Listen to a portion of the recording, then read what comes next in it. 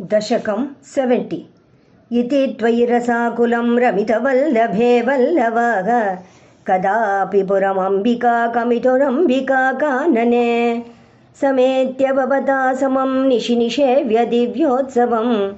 सुखं सुषपुरग्रसीद्व्रजपमुग्रनागस्तदा समुन्मुखमतोन्मुखैः अभिगतेऽपि तस्मिन् बलाद् अमुञ्चति भवत्पदे न्यपति पाहि पायेति तैः तदा खलु पदा भवान् समुपगम्य पस्पर्शतं बभौ स च निजां तनुं समुपसाद्य वैद्याधरीं सुदर्शनधर प्रभो ननु सुदर्शनाख्योऽस्म्यहं मुनिन् क्वचिदपाकसं तैहमां व्यदुर्वाकसं भवत्पदसमर्पणादमलतां गतोऽस्मीत्यसौ स्तुवन् निजपदं ययो व्रजपदं च गोपा मुदा कदापि खलु सीरिणा विहरति त्वयि स्त्रीजनैः जहारधनदानुगस्स किल शङ्खचूडो बलाः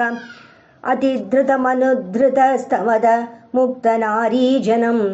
रुरोचितशिरोमणिं हलभृते च तस्या ददाः दिनेषु च सुहृज्जनैः सह वनेषु लीलापरं मनोभवमनोहरं रसितवेणुनादामृतं भवन्तममरीदृशाम् अमृतपारणादायिनं विचिन्त्य किमुनालपन् विहरता पिता गोपिकाः